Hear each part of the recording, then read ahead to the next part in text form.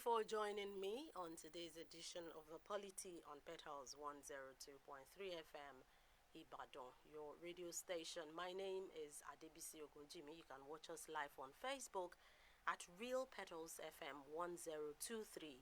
Real Petals FM 1023. Don't forget to share the video. You can drop your comment or your questions just as you can. Just like it, share it, and comment. I said earlier we will be talking about the tax reform bills in continuation of our discussion since last week. Matters arising, the four bills transmitted to the National Assembly by President Bola Ahmed Tinubu late October. My guest is here in the studio, Mr. Adesumbo Badejoko. Good morning, Mr. Badejoko. Good morning, our listeners. Thank you for joining me. It's a pleasure to be here again. Yeah, it's always a pleasure to have you. I'm going to start with you.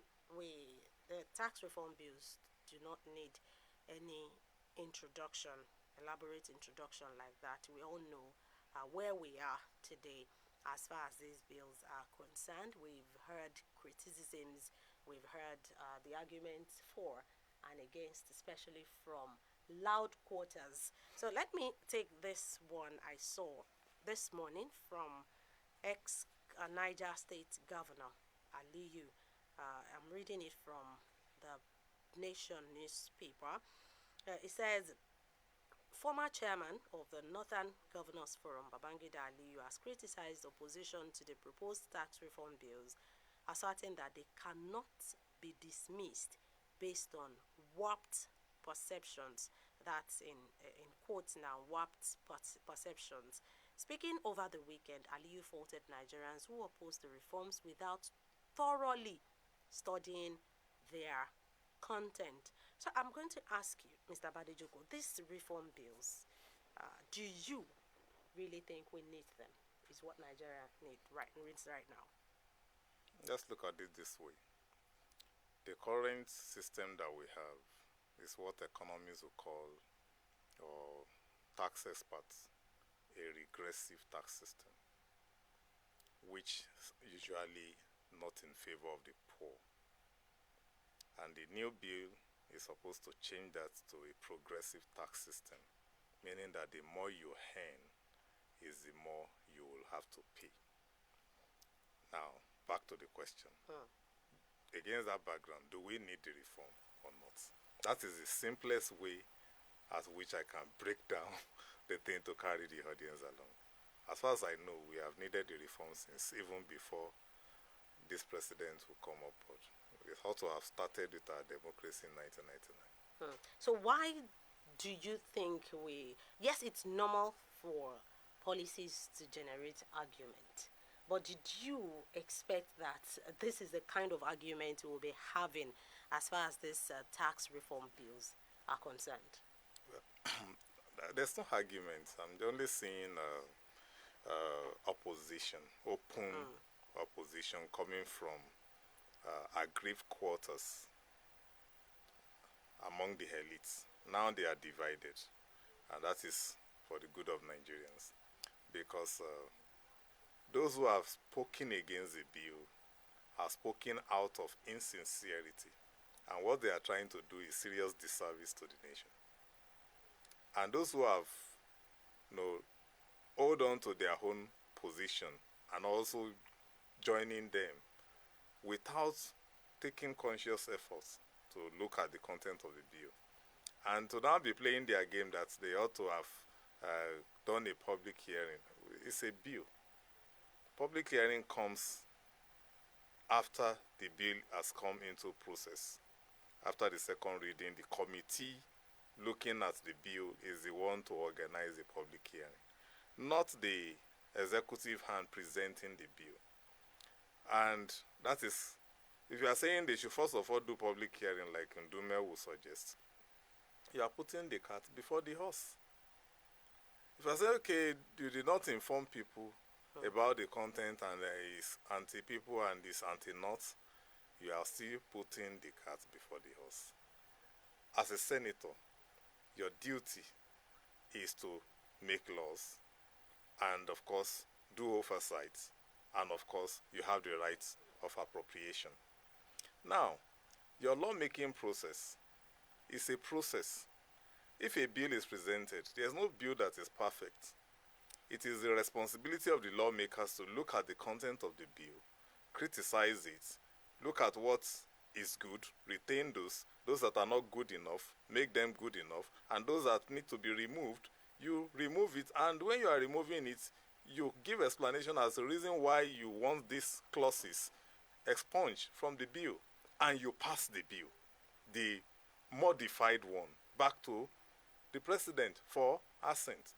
Now, you have not done that. You've not even, you just want to frustrate the whole thing from the beginning. That means there's an ulterior motive behind that. And that's why I look at all those who have been speaking against it, that you guys are not sincere. You are not. And that's why some of them now, their insincerity is being exposed.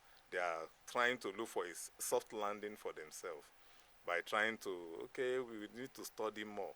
What former Governor Aliyu said, wider consultation, is exactly what Governor Usodimma of Imo said. That a good number of those criticizing have not really taken time to study. You don't even need to study it yourself. You are big people. You have people that you can contract. Look into this thing and come and break it down for me. They will do it. You just pay them a token and you have information that you need.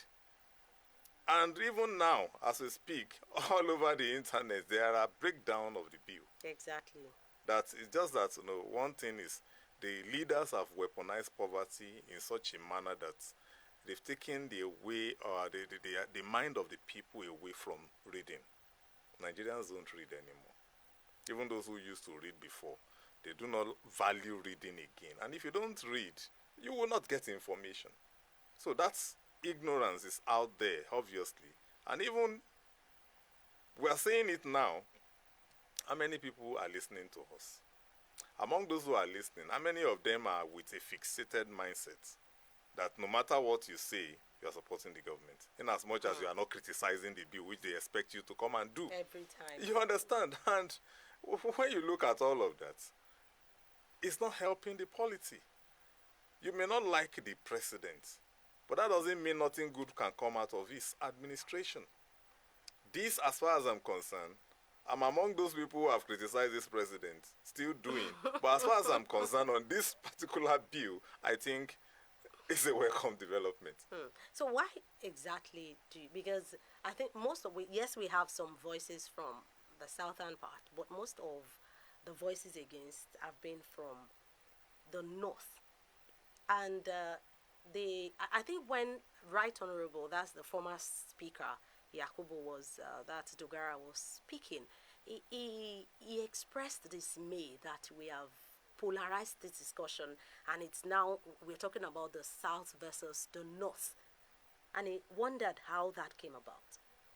Well, that is where I said those who are speaking are not sincere. You are looking at the entire content, and meanwhile, what you have problem with is just about 10% of it. And you now want the whole 100% to be thrown away. And now let me help them a little. There are clauses. The VAT is one. Then this payee side, which the governors deliberately refuse to comment on, is also another angle to it.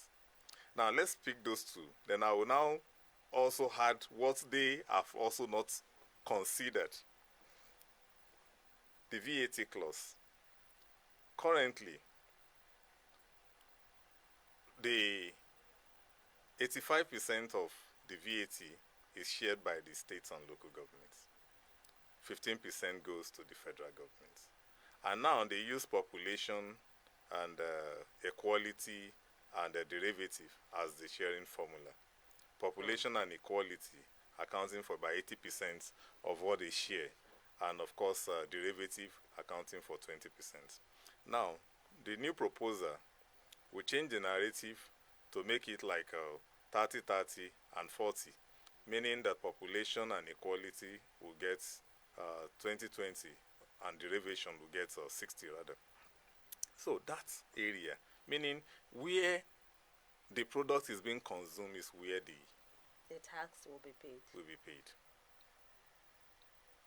And we have some products that attract VAT.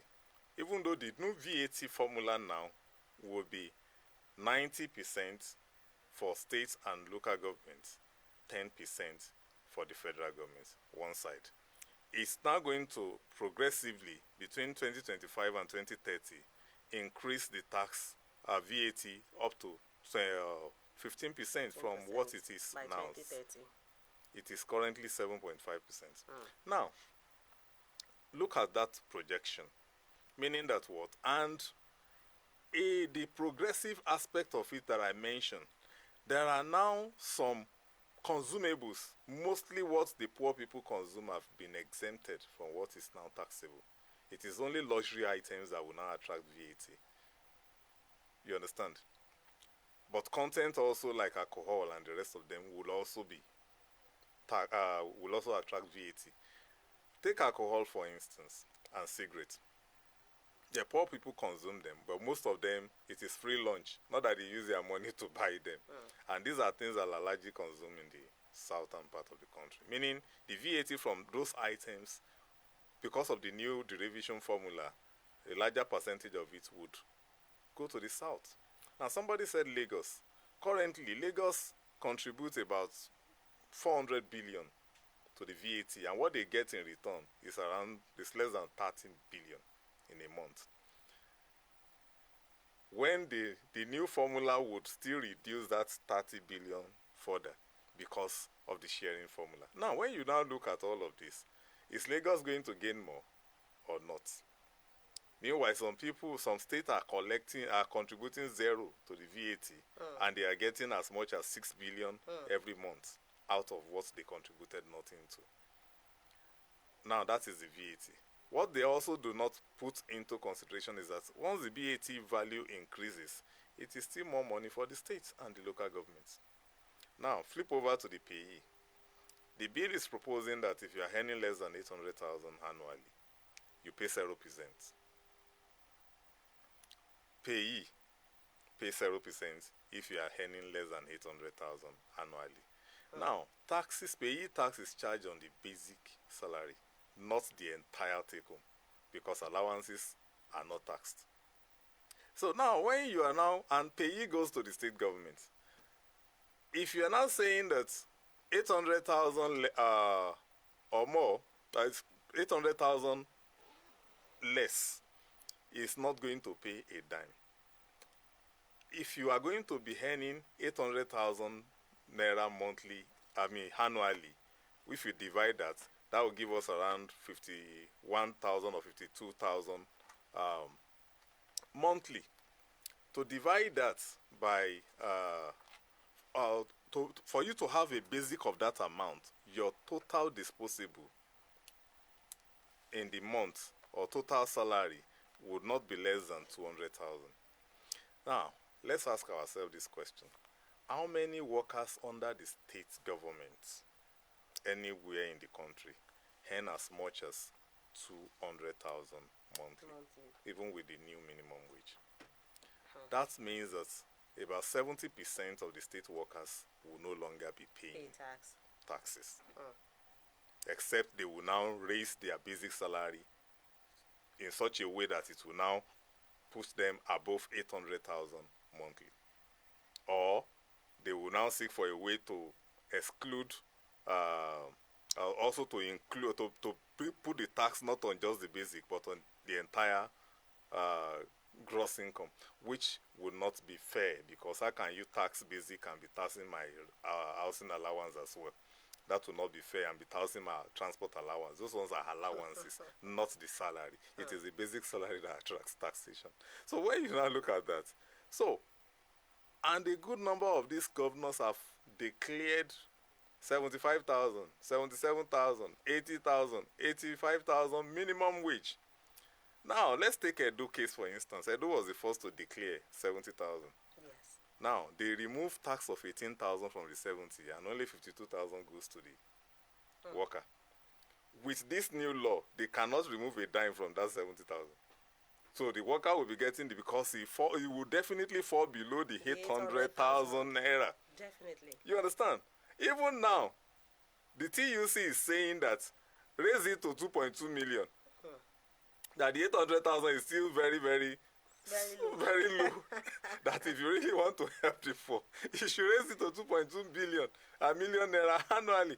Now, if that's why, and the governor, because they know they don't want to be, to display an open resentment against their workers, they kept quiet about that. And the southern governors cannot complain about the VAT because a good number of them will benefit. Only Lagos and Ogun will not benefit that much from the new formula. The remaining 4 states in the southwest and every other state in the south, apart from Delta and Rivers, will also benefit. So out of 17, 4 of them will be affected and 13 will benefit. So that's on the majority. And of course, up north, there are some states that will also benefit. Kanu will not be losing. Likewise, Kaduna State.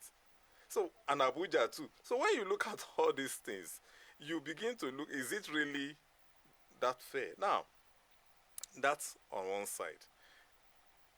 For the company, your annual turnover is less than 50 million. You pay 0. And this is a category that majority of our MSMEs fall into. That will affect the state revenue too, because in the name of signage and whatever, they disturb them, collect all manner of, so they are supposed to leave them for free, alone. And somebody is asking, how would this thing be taxed? In as much as they are registered and they have an account, definitely their turnover will be monitored through the banks. And of course, banks will now be empowered to give information as of detailed account of the companies to Definitely, there'll be the no hiding place. NRS that the bill is also proposing.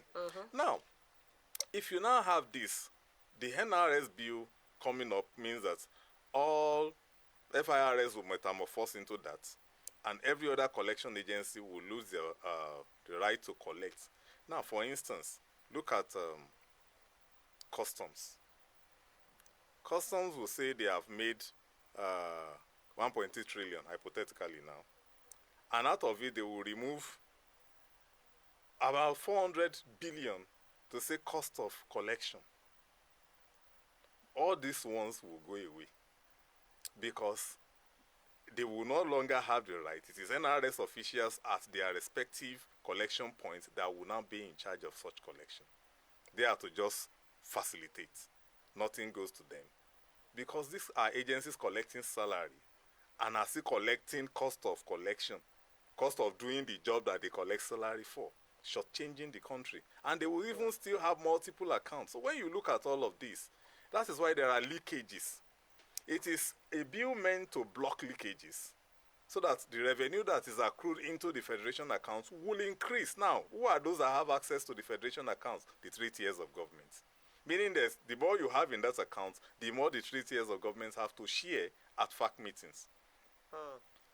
The governors, that is the aspect that I said they are not putting into consideration, or they have not considered before they began to hurriedly criticize the bill. Now, to say it is anti-North, what exactly is the northern interest that the bill will affect? Is it the northern elite or the poor masses? Poor masses will not be taxed at all, but the elite will now have to pay more. The truth of the matter is, this what is obtainable. You go to some compound, you see about 14 vehicles there, and you can't ride more than one at the same time. What are those vehicles doing there? So these are things. You have some individual, just one person having 2 private jets. What is the meaning of all of that? You understand? When some state governments could not even boast of one. So these are things that the reform would bring about. And for the company income tax and every other ancillary taxes has been moved into one.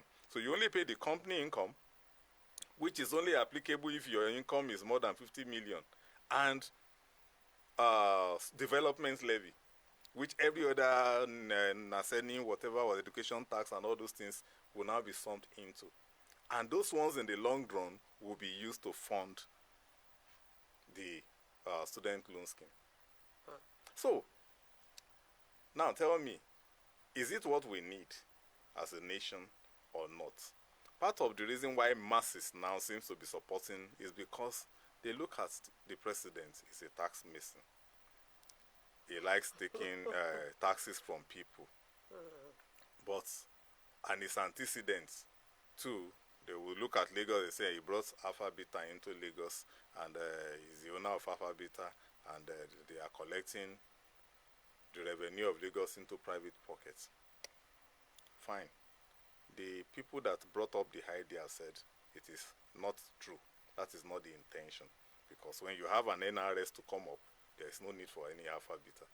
Whatever technology Alpha Beta has been using is what NRS will now use to now be called. And it is Nigerians that will work in the NRS. Now, the northern elites, it may sound as if I'm profiling, apologies, but this is the truth, have their children in some strategic MDAs, especially those ones with right to collect fund, that will now lose the right. Definitely, the source of their free money is going to be affected. So, if they're displaying open criticism to it, you shouldn't be surprised. That is why I am not surprised. I'm just laughing at them. That do you think this can continue forever? It will get to a stage that the government will come and say, no, let's change this formula. And some others are saying, okay, instead of going through taxation, why don't you just grant resource control once and for all, so that if you don't have resources in your state, then that's a problem. And there's no state in Nigeria that I know that is not endowed. That's why I will also support the idea of resource control, because it is morally wrong for Governor Makinde to have marble in Igbeti, you understand, and not have say over the marble. It is the Ministry of Solid Minerals that will have say over it on behalf of the federal government. That is an aberration, you understand. It is morally wrong for the Governor Adeleke in Osun not to have say over the gold in Ilesha. It is the Ministry of Mines. And when those ones will now collect mining lease from Abuja, just land in one area where they export the mineral, and they begin to terrorize the local people because they have one document showing that they have the right to mine the mineral under the soil, and they dislodge those who are living on from the federal from government. the federal government. So these are aberrations which we really need to speak to. And we don't know the mind of the president. He may be bringing this thing one after the other. He may have the intention of doing that later on. After this one has simmered down, we wouldn't know. But we actually need resource control, because that is what is breeding the agitations of inequality all over the country. So where is this idea of the bills having the capacity to impoverish the North? Where did it emanate from? And that is emanates from the insincerity of the northern elites. That's why they are divided. Babangida Ali even is amongst themselves. Babangida Ali is a northern elite. The VP is one. You understand? Incidentally, The VP, former speaker is the one. VP is from Borno. Is in support of the bill. The governor of the state is not in support of the bill at the initial stage. Now he's changing his tone. And I think he's still asking for a wider consultation. there's nothing to consult about. If you're asking for more time, when is the right time? Tell me. You want it to go the way of the Petroleum Industry Act that took like 13 years. Eventually, what was passed was not perfect. They cannot have a perfect law. If the lawmakers will do their job without ulterior motive, it is your duty. Most of you are experts, captains of industry. Before going in there, use your expertise to look into the gray areas and put light into it. Use your public hearing to enlighten the people about it. Don't be expecting the executive to do your own job for you, or the media to now volunteer. And when they even want to volunteer, taking advantage of the Freedom of Information Act, you will still not grant them that audience required. Or you will come and be expressing your obvious sentiments. And that is not what we need if we really want to move this nation forward. Now, do you think Nigerians are ready for this information? One, it's the readiness one.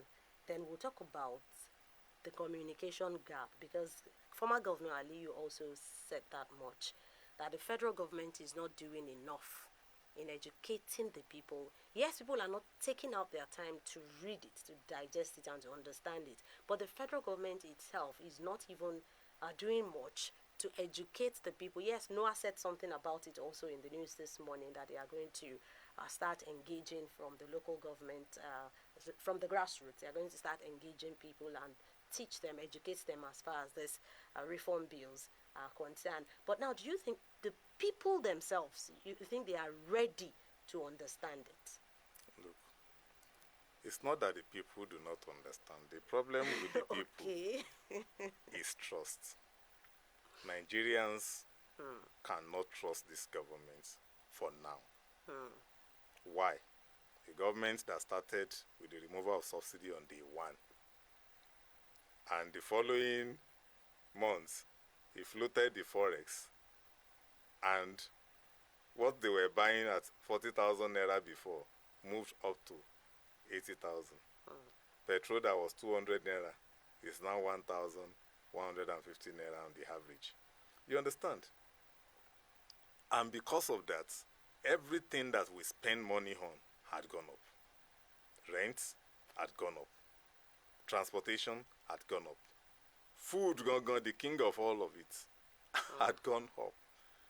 Now, that is what Nigerians remember. And that government that put that in place in the name of reform, in the name of that is what we need to do. Some of us agree. The implementation and the frivolities at the other hand is what I disagree with. Because you cannot have a... For instance, what most Nigerians are not considering is that Buhari was printing money to pay salary. This government is not. And is paying salary too. Where is he getting the money from? Reform is the reason why that is possible. But yes, Nigerians are the ones that is collecting the salary too. But where I have problem is what? The space at which those things were slammed on Nigerians. You ought to prepare the ground. What Sanusi Lamido said is that the leader ought to prepare the mind of the people for hard decisions. That was not done. You just slammed the hard decisions without preparing the minds of the people. And it came upon us. Now, we are feeling the heat. And at your own hand, you change the presidential fleet, you change the presidential jets, you increase the budget for the Chief of Staff's office, you change the official vehicle for the First Lady, senators got 200 million worth of vehicle, representative got 150 million worth of vehicle. You were repairing Dodam Barrack, you built VP Lodge. In the midst of all of this, and you expect Nigerians to trust you. No, they will not. If you had put all those ones on hold, and you say we are in it together. Let's exercise patience. That is how to mobilize national consensus. You will have the people behind you. I know we are with our president. We are with our president. Not that you want to be big man in government and you expect the poor people. That means you are feeding on our blood. So if you are now coming with a tax reform, which will be to our benefit, I will pretend as if I am not going to benefit, because I will find it difficult to trust you. That is the challenge that this government... actually be on the lookout for. You understand? That is the challenge that this government is facing. Not information. It is trust. It is trust. So, and they will just have to look for a way to turn the tide. And there are some critical pronouncements that they have to just do. They want to see you bring down the cost of governance, reduce overhead, reduce the number of ministers, remove all ministers of state. We don't need them because it is duplication of function and there will be clashes of interest. You cannot tell me one man cannot handle defense or police affairs. For instance, why do you need minister in charge of police affairs when you have the Police Service Commission and the Ministry of Police Affairs? Why you need to scrap that ministry and the minister should go and do something else and keep the police service reform to be in charge because you have an IGP already. So these are things that we are talking about. We don't need to create bottleneck for ourselves in the name of political patronage, transactional politics. That is not helping our nation because it is wasting our resources. And when you are wasting the resources, the more you are making, the more you waste, the people will not trust you. And that is the problem with this government. And I will not come and be their spokesperson. That is the job for Bayo. That is the job of Bayo Nonuga and the newly appointed Daniel Buala and the Sunday Daria and all of them. That is their job. They should do it, and they are even too much. Now they are bickering because they are too much. How can you have 13 media head and people will still complain of no information and they could not buy trust for you from the people? 13 people speaking for you. For the president alone, no, that does not include the Minister of Information. No. And because of that, you hardly hear the Minister of Information speak. But about 3 media heads can speak on the same issue, the same day. And you begin to wonder which one is correct, which one is original. And they will even disagree like we had during Ajuri and... So when you keep bringing that confusion, then you would not gain the trust of the people. So you believe it is trust and not even the lack of information now? Nigerians are informed. Lack of trust. Nigerians are informed. It's only when they want to be mischievous. They do not trust these people, and they will express the mistrust in a way. So they have chosen to express it in the area as a lack of information. That they didn't tell us that we don't understand. It's a lie. We don't know about it. That is the truth. So now, way forward, because I honestly believe that information is key. Seriously. We have to, even if we are going to disagree with some part of this bill, just like former Governor Ali said, he said, you can't shut it down. You cannot, and Right Honorable Yakubu Dogara also said, you cannot expect the policy to please everyone, 100%. Definitely. So if you are going to even look at it and consider, okay, which part should be, even, he asked a question, he said, how many people do the governors consult before they make policies? And none of them has responded. He laughed when he asked that question. He said some of them make these policies right in their living room. They don't. Living room is even better. Bedroom. So how many people do you consult? That you're now asking the president to now start consulting widely and be pausing policy because you know, sincerely, that initial remark is more of an insult to the president or to the executive, and let us personalize it. And when that statement came, I said, the president will not respond. They will debate the bill. Because even if I were the president, they can't tell me that. Do your job. I've given you a bill. Look at it and work on it. Exactly. Not that you just say I should withdraw it. What kind of nonsense is that? Who gave you the power to command the president? You have to do legislative and oversight. That is your job. So that initial confrontation, I don't know where it came from. And it's simply a display of what? Insincerity, because they know. Even the Bible says that know what is good and do it not. To it is a sin. So they know the right thing. They just fail to do it. As much as I would not like to tribalize this issue, but I think there's no way we will talk that we won't talk about the tribes as they are affected or as they are reacting to it. I've seen the northern reactors. I've seen northern commenters or commentators who had asked that they are watching their lawmakers, their representatives, and they are waiting for them.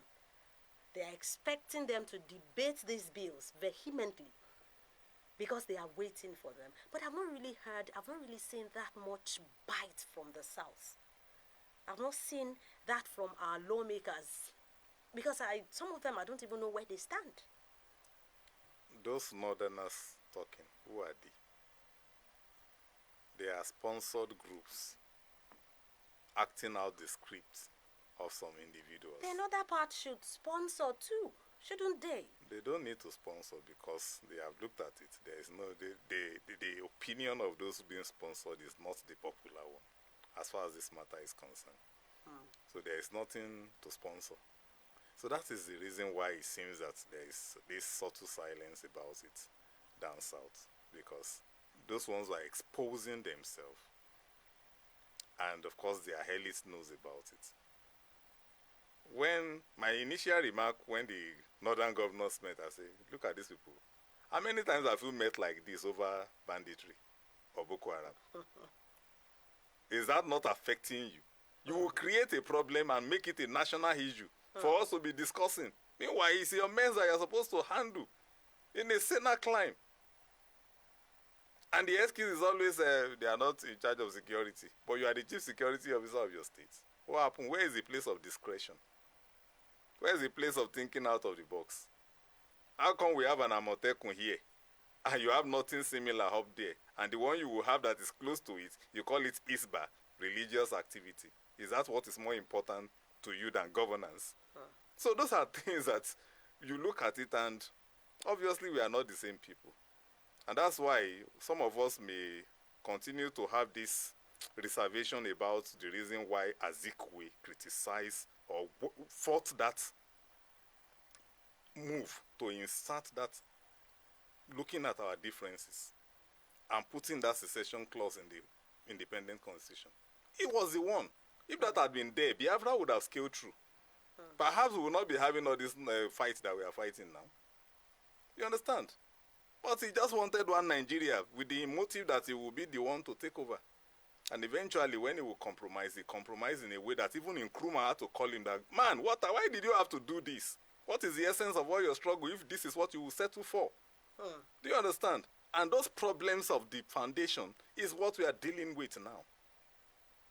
Because if we had considered our differences, we would have had a confederation, or in the normal way, true federalism, where the region will be, where the power will be concentrated, and not where some people, and that was even how we started. Before Izogwa and his people, Agui Ironsi and his people also came and give us a Decree 34. That centralized the resources, and that is why everything has to be decided at the central now. At the central, which is which is tight right now. It is tight because that has not been repealed. It has not been undone. That damage remains. And when you keep that, and now we keep struggling because it gave birth to all manner of sectorial agitation and all of that. Resource control would have been the solution. Because when you grant that, maybe one day, because it's what the National Assembly should also be doing. When they discuss the evolution of power, some critical bills did not scale through. And we lost the opportunity to amend the Constitution in the last Senate. So these are the problems that the same senators are now complaining about this. Some of them are saying we will not debate it, we'll throw it out. Let me take this line from SOS on Saturday, as published in on Saturday Tribune, published by Saturday Tribune on 7th December, that's Saturday, written by, that's the column of Mr. Sam Nwako. It's titled Tax Bills as Road to Restructuring. You can find that on the Tribune newspaper. It says here, and I quote, "It looks like changes will begin to take place in Nigeria, and it will trigger some other kinds of transformations in the country. The tax reform bills have inadvertently set the tone for what is to come, and we appear to have set our feet on the road to restructuring." You know, he concluded this way, having looked at all the left and the right to this discussion on the tax reform bills. Do you agree with Mr. Nwoko that we are setting our feet on the road to restructuring? Yes, restructuring may not be able to achieve it as a whole at a time, but we can gradually, through legislation, achieve it. It will only take few legislations put together to get to where we are going. Like I said, I wouldn't know what the president had in mind. He may decide to push this forward before bringing the other one, because resource control, state police are what will complete it. So when you put those things there, then we are supposed to put an end to. But let us first of all deal with elite recklessness and frivolous lifestyle, indiscriminate amassing of wealth without giving back to the society. These are what these ones will correct. Leakages and all manner of things. You know, through negotiation, even without legislation, oil theft has reduced, but noise is not being made about it. what led to that? They know the reason why there was all theft and reach out to those who they know can help. And those ones have been rendering the help. And our daily oil output production has been increasing since last year.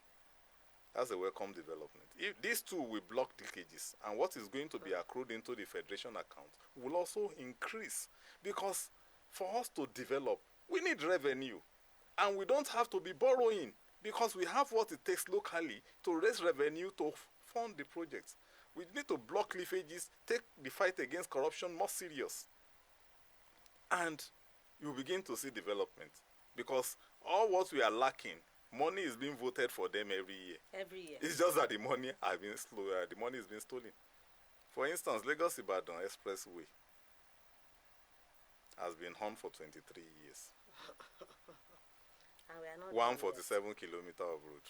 We are not done with it yet. 23 years. So, this government will come. He wants his own legacy project. Rather than look into how that one will be completed, he said, well, I want to do Lagos Calabar Coastal Highway. You understand? That will cost like times 10 of what Lagos Ibadan needs. And he's funding that one. And now there's work has stopped on Lagos Ibadan, and you begin to ask questions. How do you prioritize your projects? That is the most important road in the whole of the country, because it's the busiest road in West Africa, and it is being treated in that manner. Lives are being lost on a daily basis. Southerners have been president, they didn't complete it. Northerners have been president, they didn't complete it. In fact, it is a northern president that did the most of the work. so when you look at that, you begin to see what kind of country are we in? Lopsidedness. You understand? Interest, personal interest above national interest. And you expect the people to trust you. No way, they will not. Right. They want to see you govern. Lead. You are leaders. Lead. Don't just stay in one room and be hosting meeting, and that is governance to you know. And when you leave that Aso Rock, it is going out of the country. That is not leadership. Let's see if we have callers who would like to add one or two things to the discussion, or ask Mr. Badejoko some questions. 08022889507 or 09124250426. Those are the numbers to call to join the conversation on the polity this morning. I've been speaking with Mr. Adesumbo Badejoko, a public affairs analyst, and together we have looked at the tax reform bills matters arising. Hello? 09124250426 or 08022889507. 09124250426 or 08022889507. Let's have your thoughts quickly before we will wrap up. You talked about the lack of trust, Mr. Badejoko, and I believe that you are going to start building the trust at some point. So this administration should start building the trust at some point. Do you think that this might be the time, the very good time, for this administration to try to buy the trust of Nigerians? In fact, they are running late. They ought to have started right from the beginning of this year, 2024, that is having less than 3 weeks, or approximately 3 weeks left. So, I don't know how they're going to do it. And it's Hello, not... good morning. Hello, good morning. Ayo, Babayemi from Akwata. Good morning, Mr. Abayemi. I enjoy your analysis, and I give him the kudos. Thank you. If you look critically at the situation now, one of the states in the north, maybe I can't remember the name. He said they use VAT to pay salaries, and this VAT they are using to pay salary, they are not contributing anything to VAT. And those of us who are contributing, they will destroy beer and alcoholic drink in the north.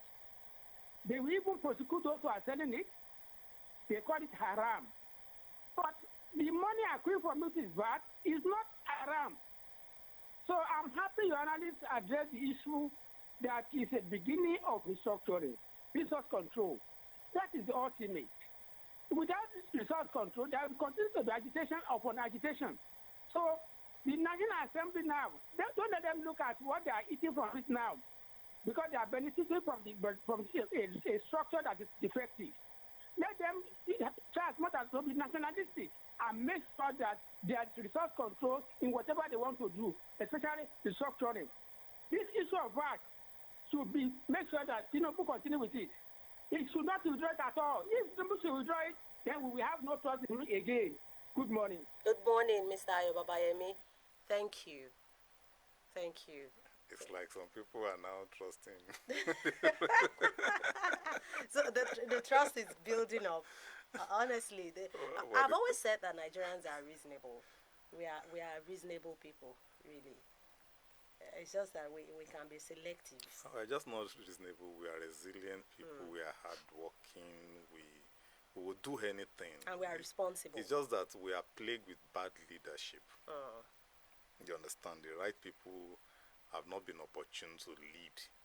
And the few ones that get there, they are usually muzzled, or the cabals will give them problem and frustrate them. You understand? And even those who have repented, like this one is appearing to be, will still have the issues with those who have refused to repent, and they are the majority as far as the governance level is at stake. And of course, we have this elitistic gang up against the masses, because whether we like it or not, our problems are the elites. King of those elites are the state governors. Yeah, they are not doing much. Hello. Hello, good morning, ma'am. Good morning, Mr. Goodluck. Good luck on the line. Good Thank morning. you. God bless you, ma'am. And my analyst in IBRO. Good morning. This is Petals. Don't mind, Mr. Goodluck. I know, but they are my analyst in IBRO. Thank you. God bless you, ma'am. Amen.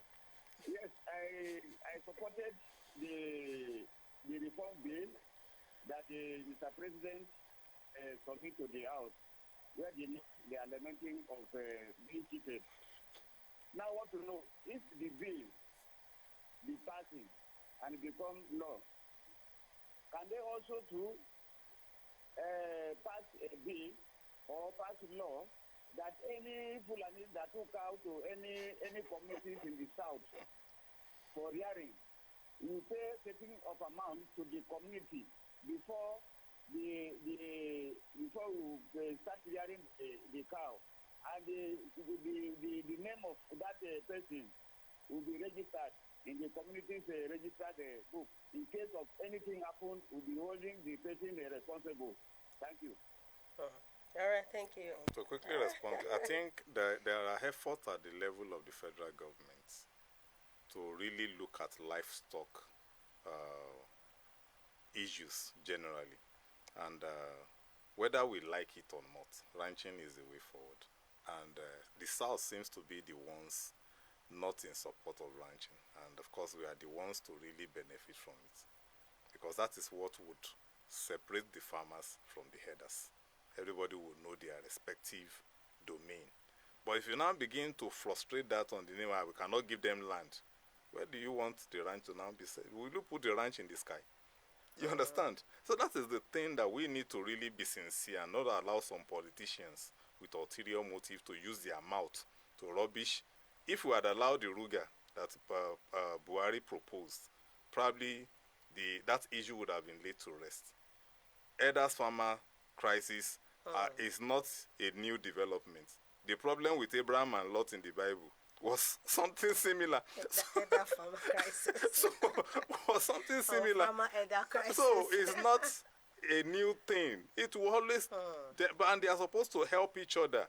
The dunks of the cows is supposed to be fertilizers, and the grasses on the farm is supposed to be food for the cow. So why can't they work together? It's because some people are just benefiting, and the reason why they are promoting open grazing is because it's cheaper compared to ranching. But how many cows do we even have compared to what Botswana have? And yet, every single cow in Botswana is registered. So, and it's a smaller country compared to Nigeria. So what are we saying? I guess we have to go if we don't have calls coming in. Hello? 09124250426 or 002288950 I honestly believe that these tax reform bills will serve as a huge test for the popularity of this administration. One other thing that I know the bill will pass, Okay. but what the government can use the bill to buy the trust of the people Exactly. in the area of implementation. Because we have that fundamental problem of implementation. It's not making policies and making laws that has been our problem. For instance, the PIA that took 13 years, it's not been fully implemented. The petroleum industry. Yes, the petroleum industry has not been fully implemented. The NNPC is no longer supposed to be 100% government. And yet you still have a military there causing problems here and there. It's now NNPCL. That is not, the hell is hell not being, limited. it's just hell on paper. It's not hell in reality. We want an Aramco model. That is what Saudi have. It's not Saudi government that owns it 100%. And that's why it is making profits. To the extent that what Aramco has generated for Saudi is a reserve, foreign reserve that can last the country for 12 years in the case of crisis. I guess We don't have that here. NNPC is not giving us a dime. They keep complaining about subsidy. They have used the money to do that. It's not good. All right, thank you, Mr. Adesumbo Badijoko. Thank you for your time on the polity today. It's been very wonderful with you discussing these tax reform bills. Thank you with for having me around. Thank you. Many thanks to everyone who's been a part of the program, either by listening or by calling in or by watching on Facebook. Thank you so much for always. My name is Adebisi Ogunjimi. Till I come your way again next week, please keep debating. Let's keep talking about these tax reform bills so we will know and decide if we are going to be for or against. Bye-bye.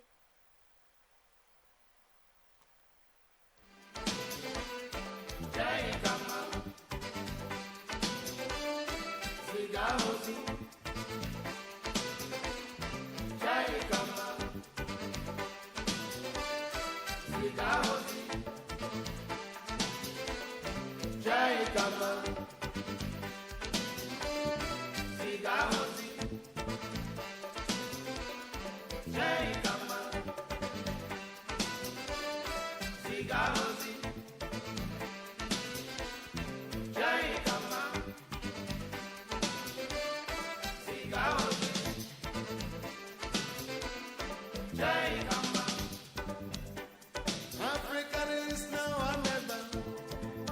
You either win it or lose it forever. Africa is now or never. We rather win it and keep it for good. Nigeria is now or never. You either love it or lose it forever. Nigeria is now or never. We rather love it and keep it for good. Freedom is now or never. Number one hit station. Petals 102.3 FM.